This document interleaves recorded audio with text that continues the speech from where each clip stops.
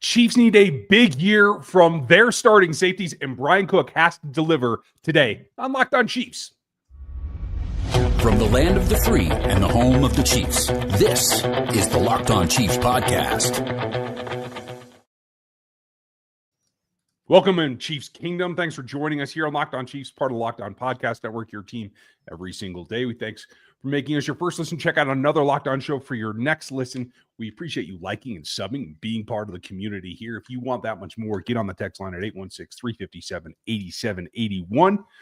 We appreciate you everydayers as well. You can get your text line information just like they do. The logos are there every day, and we couldn't do it without you guys. Your team every day includes you, so we very much appreciate it. We're going to run down the run for the roster at the safety position today. That's coming up later in the show. Who are the Chiefs' core contributors? Not just on defense, but core meaning have to be on this roster. That's coming up next. But we start where we always have to start, and that is the top tier of this position group. And that is the guy that's going to make it all go around. This is Chris Clark, owner over at KC Chiefs Corner. Make sure you check him out. I'm Ryan Tracy, the founder of Rogue Analytics and RGRfootball.com, where we're doing a heck of a lot of good work. If you guys would go over there and sub as well, we would very much appreciate it. And NFL 33 is where I run down the rest of the league with the rest of my staff, so check that out as well.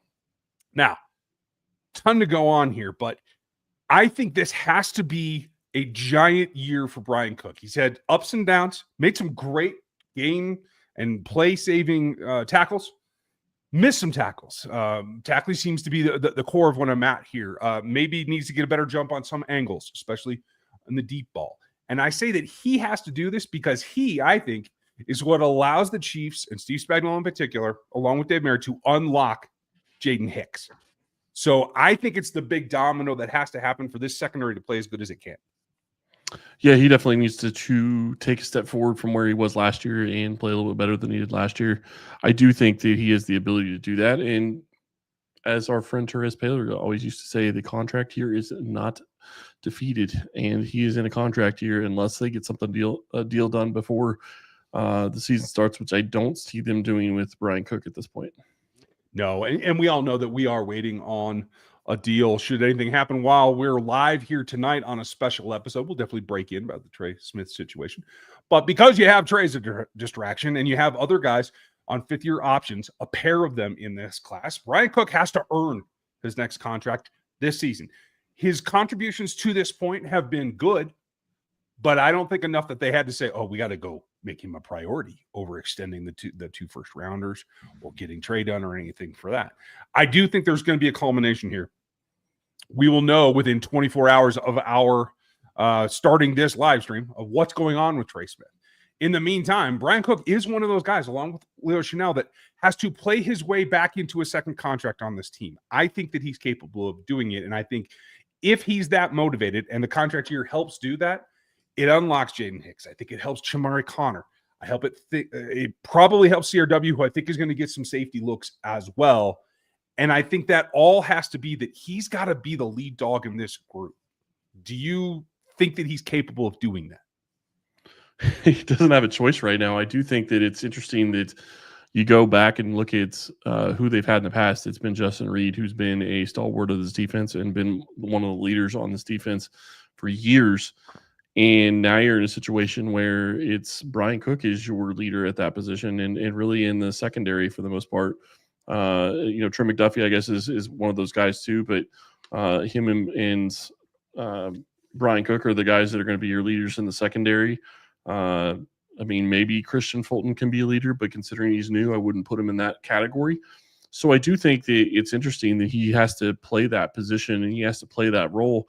But I also think it works to his advantage because it's another thing that he has to show that he has the ability to do. If he has the ability to do that, it's going to help him get paid in the offseason. And everything that he has to do this season is all working towards him getting a big contract in the offseason. And generally speaking, it's not going to be from Kansas City. And oh yeah, by the way, should have mentioned this at the start, training camp reports the end of this week. So we're almost to football. Just want to throw that out there.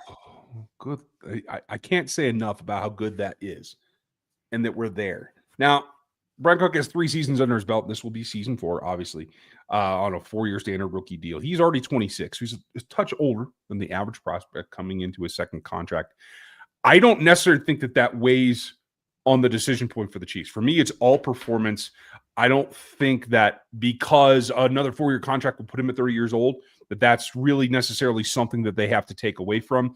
He did have the injury. I think he's fully recovered from the injury. I don't have concerns physically about him. Do you? I don't have concerns physically. I just don't see them paying that position I think it's going to take to get paid. I'm not saying he's a market setting type safety, but he's going to get paid more than I think Kansas City is going to want to pay him. And I don't think that they want to pay safeties more than maybe $5-6 million a year. And I think he's probably going to get that. That could be very well be true. Now, if he's motivated, and all of this is true, as we're saying, as we're predicting that he has to come out and have a big year. To me, that's a 50-plus tackle season with probably 5 PBUs of one sort or another, hopefully a couple of takeaways. If he does that, what's your expectation for what that contract would look like that they would have to not honor? It's tough. The safety market in general is tough. I mean, if you go back and look at the contracts for the safeties in the NFL, your top of the line safeties are at $21 million a year. Jesse Bates, the Falcons, got $16 million a year. I don't think he's anywhere near that league. Andre Sisco got $8.5 million a year. It's just hard. If you're going to get that kind of money as a safety, you have to be able to produce some turnovers, and you have to be able to produce on the back end of the defense, and you have to be a leader on that defense. And the reality is I don't think Kansas City wants to pay that position. Like I said, I don't think that they want to really be looking to pay that position more than $5 to $6 million a year as a starter, if that, because look at what they're going to have to do. I mean, the Trey Smith deal, and I know, we don't know right now, but assuming it gets done, or even if it doesn't, it's almost $24 million this year. And if it does get done, it's likely to be close to $22 to $24 million next year. You're going to have to pay that from somewhere. Yes, you have a right tackle that isn't going to get paid probably next year and will be gone, but you're still going to have to find money elsewhere. And Mahomes is still going to get a redone deal at some point in the near future as well. So in your mind, it's as much about the position as it is about the player. Yeah, and I think that you also look at the way Kansas City uses their safeties, and they try to use them very interchangeably in a lot of different players flowing through that position. So I don't know that you'll see them have another $10 million a year player unless it's a superstar. And the reality is Cook isn't that guy. Reed was good. He wasn't great, but Reed was good. And I was okay with that signing because it settled that secondary down. He filled a need at that position at the time. And now I just think it's a matter of Jaden Hicks, the future at the position, which we'll talk about here in a moment. And Cook is likely going to be playing in his last year in Kansas City. Yeah. And that's all fair. That's not a slight, but we'll see what the year brings for Bryan Cook. And as you said, the next man up, the guy that's got to be at the forefront of contributing to this defense this year is Jaden Hicks. What will it look like next? There's nothing like the atmosphere of the NBA playoffs. Every bucket, defensive stop, and moment feels huge. It's electric in those arenas. And with Gametime, you can be part of it without the stress of last-minute ticket hunting. Gametime makes it fast and easy to get playoff tickets, even when demand is sky high. Prices actually go down as tip-off gets closer, and their last-minute deals can save you up to 60%.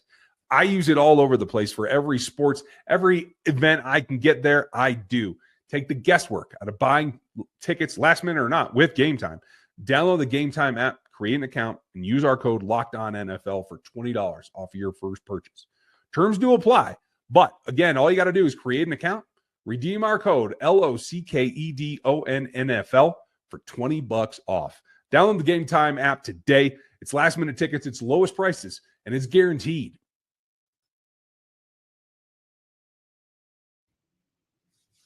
Make sure that you check out KC Chiefs Corner, RGR Football, and NFL 33, because if we have a thought that is today's topic, it'll be on those sites as we get ready for training camp, as Chris said, that is coming very shortly. And we thank you for all your support through the years. We're starting season 9 here on Locked On Chiefs show. We are the original hosts. If you don't know us, well, settle in because it's going to be kind of fun. I'm ready. And I think Jaden Hicks can deliver and he can be the next man up. Now, I think his game, along with Bryan Cook's, is more similar to Justin Reed's down close to the line of scrimmage. I don't think either of them are truly a high safety, right? So he has to make impact plays.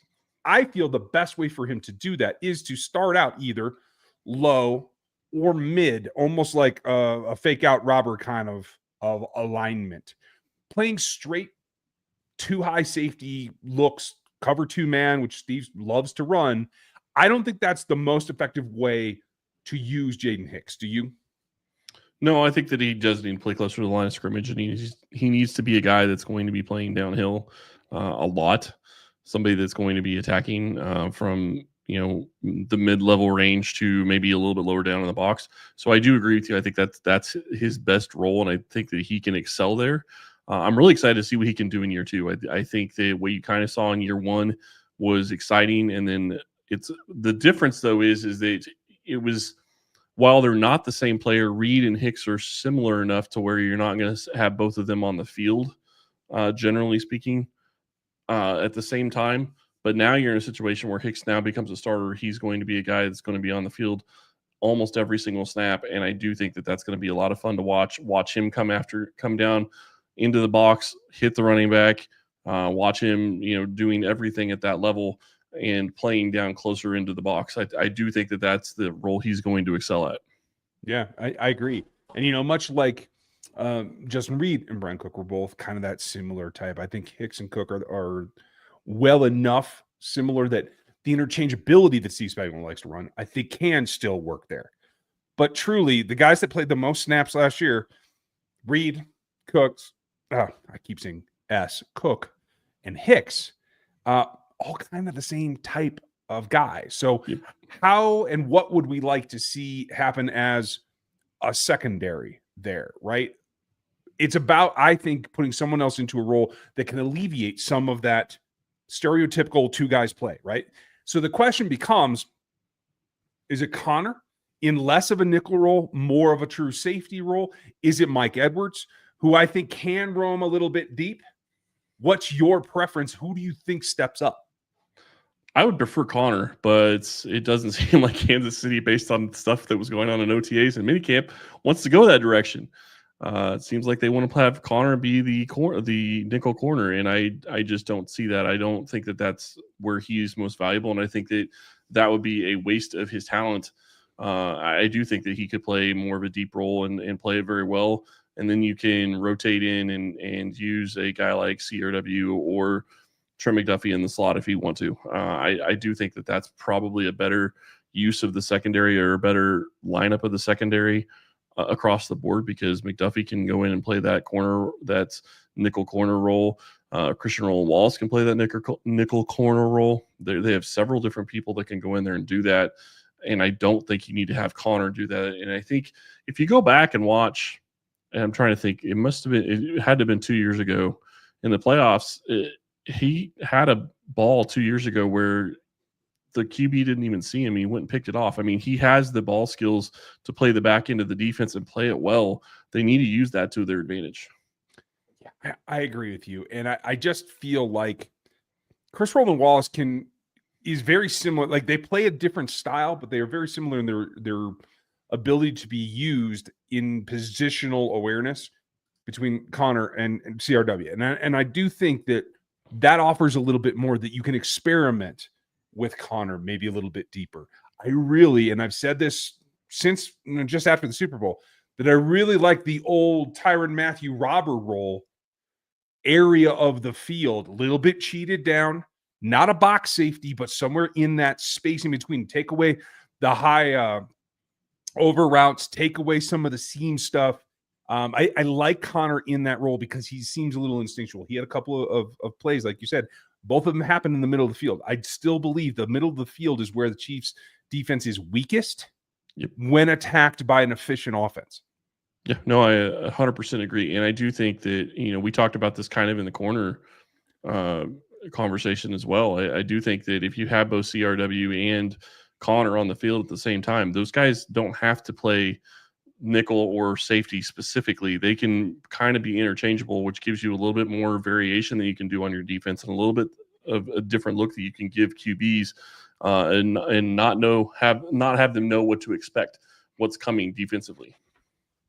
And that's really what it comes down to, is disguise what you're about to do. Leave yourselves that aspect of taking something from the quarterback that they're not expecting. Now, not expecting is our next up. We are live today. If you have a question about the safety group, put it in the chat and we will try to get to it. There are a couple of other players here that should be involved in discussions who could make a run for this roster, maybe unseat a veteran like Mike Edwards. We're going to tell you about him coming up next.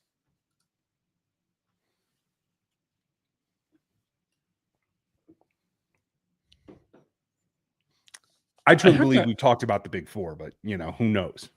Yeah, I have to ask the question. We didn't really talk about Mike Edwards much. I feel like he's safe-ish.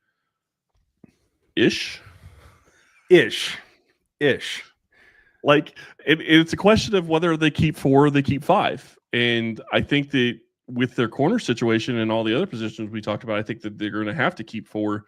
But then it goes back to, what do you call Connor? Is he going to play safety, or is he going to play corner? And how do you differ? I mean, that's really what that's going to come down to. I see Connor as a safety. I see Mike Edwards as the 4th.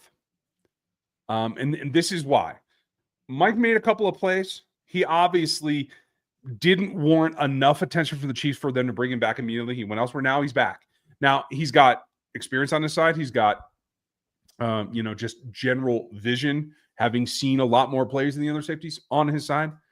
But he's right in that area of a career that it could be one side or the other of the peak, right? Is he still on the ascending side, or is he coming back down the other side? That's what we're going to have to find out in camp. Yeah, it goes back to conversations we've had about other players. And actually, we kind of had this conversation about Kelsey. Where's he at physically? That's what it comes down to, because if age can make you lose a step really, really quick. Yeah. It's unfortunate, but it's true. That cliff is real. So if someone was going to upset Mike Edwards, and again, with treating Chamari Conner as the 3rd safety in this bunch, Mike's 4. If someone's going to upset him, there are only a few options. Now, I'm not going to count CRW because we counted him in the corner class. That's fine. We're going to leave him there. But there's Deon Bush, who's been able to survive on practice squads, come in and make plays, kind of uncannily, to be honest. There's Glendon Miller and Major Williams, and both of those guys are intriguing specifically because they are the type of players that they want. They're not necessarily true frees. I think I can't remember which one of them played a few more snaps at free, but they're both 6 foot plus. They're both around 195 plus. They've got length. They've got the things that look like a Steve Spagnuolo safety going for them. It's crazy because Kansas City just doesn't seem to care for a free safety, period. They just don't seem to like that position at all. Like, you and I talked going into the draft process, they didn't have a free safety on the roster. They needed to go out and get a free safety. Even after they signed Mike Edwards, they still need to go out and get a free safety. They still don't really have one. And so you have to think that they're going to be adjusting their defense in accordance with that. But the reality is they don't have that position, and it doesn't seem like they really care to fill it because they keep going and getting the undrafted guys that don't even fill that role either. And that's, I think, something that this, without a true leader at this position group, the leaders have now shifted out to the corner group, right? Whereas for the last multiple seasons, it's been a safety being the top dog in the secondary, right? First Tyrann Mathieu, then Justin Reed. Now it's like, okay, if this doesn't work this season, you've got to get somebody that can line up behind Jaden Hicks and be a true center fielder. They don't have it on the roster right now, but it feels like they have to be pushed into trying to go get it if they need to next year. Well, and are they going to? Because when you look at how they play their safeties, it doesn't really seem like they really care. They want them to be interchangeable, and having I guess in a sense, having a true free safety would kind of take away from the interchangeability of your ability to use your safety group to an extent. And I get that. But at the same time, I would think you would want that guy, and you'd want to be at least having somebody, even if it's just the 4th safety this year, just having somebody that can develop and learn the defense when you're going to essentially probably lose Bryan Cook, Probably going to lose Mike Edwards. I can't imagine either of those guys are probably back in 2026. So at that point, you're down to Jaden Hicks and Chamari Conner, and Conner's got a year left. Hicks will have 2 at that point. You're in a situation where you don't have long-term depth, which is okay, but you need to get that figured out a little bit to an extent. Yeah, I have to agree. Now, if I had to pick one of the other guys, again, for the future, just to either stay on the roster, stay on the practice squad, one or both, like I have to lean towards Glendon Miller. And this is not just because he played at a bigger school. He played at Maryland. It is partially that because I've seen his film. And I feel comfortable with him being a big safety that can play deep if he has to, much like Cook and Hicks, right? I can't find Carson Newman tape. I have not seen Major Williams on tape. So I can't tell you whether he's truly adept at that. He's a little bit smaller, shade under 6 foot, but right around there, 192 pounds. Okay. That's plenty of size if he has the vision to accomplish it. And I think that's what it comes down to. Yeah, and the one thing I will say, Kansas City seems to have been very good at developing DBs, and I won't say just corners because they have had success with DBs with safeties as well. So I do think that there is a possibility that there's going to be somebody on this roster that's going to show up that's going to surprise us a little bit, and we'll see if that happens at training camp. We're about to find out here in about a week is when they will start reporting on the 19th, and at that point, then you start to get to see how do they run some of these guys out there? What is the lineups that they have out there? How do some of these young guys take a step onto the field, and are they getting beat deep? Are they able to run with some of the wide receivers the Chiefs have and stay with them and keep them covered, or are they getting beat on a regular basis? And that is a position that maybe gives you a little bit of concern beyond who I think the starters are, which we already know. Yeah. I will tell you this. If there's one guy that I'm going to count on not making the roster, but being in Kansas City, it's Deon Bush. Yep. I think he's just destined to be on that practice squad again. In case of emergency, break Bush is what I'm saying. And Tobe loves him. And he should. Yeah. He's been fantastic for special teams for Kansas City. And like you said, he has a knack for making plays when he has to get on the field. I'm trying to remember was it Miami that he was against that he came in and got an interception late in the game? I believe so, yeah. Yeah. I mean, and coming in, literally cold off the bench and going in there and getting an interception, making basically putting the game away at that point. I do think that he has a role on this team, not necessarily on the 53, but I do agree with you. I think that he is a guy that will be on the practice squad unless somebody else signs him, which I can't imagine happening because it hasn't happened at this point. But he has value to this team because he can step in and he can play any of the safety positions. I'm not going to say he's going to play it to the par that you've got, Hicks or Cook or Connor doing, or even Mike Edwards to that extent. But he can step in and play any of those roles because he knows the defense and he can do that. And he can help you on special teams. So it's a guy you can call up if somebody gets injured from week to week versus having to, train somebody or go with a very young guy that doesn't necessarily know what he's doing and could really cost you. At the end of the day, like when you have the ability, it pays to be a winner. To know that you can come in cold, it just helps. Now, that's not the only thing. We are officially there. 24 hours. It's not like, red lifeguards at the beach, but we are on Trey watch. And we're going to keep that up until that deadline passes or there's some news. So thank you, Britt, for correcting us there. It must have been the Ravens playoff game. But we'll be watching for Trey Smith news. If there's something exciting, we will break in. You'll find extra content from us like we always do here on the channel and on the audio. Do you want to cinch the deal? Yeah, Trey Smith will not sign. He will play on the tag. There, see, now it's going to get done. Thank you. Yeah, hey, I'm here for you. So, folks, that goes back to like year 2 when I said that about Travis Kelce and they got extended early. So we're just going with karma here. Don't be alarmed if you weren't here for that year. We're 10 years into this because we've been doing this show 9 years and we did a show for a year before that. So, yeah. So we thank you for being with us. Make sure you like, sub, and hit the bell. If you're seeing this and you've never seen us before, hey, you're in for a ride. Hit the sub button. We will get you there. You can always get us on audio too, just like you can the rest of the Locked On Podcast Network. your team every single day. Have a good one. Have a good day today. Have a good day tomorrow. And news will be coming forth as soon as we can get it. Watch here. We will have Trey coverage tomorrow, if not before. Thank you. And we'll talk to you then.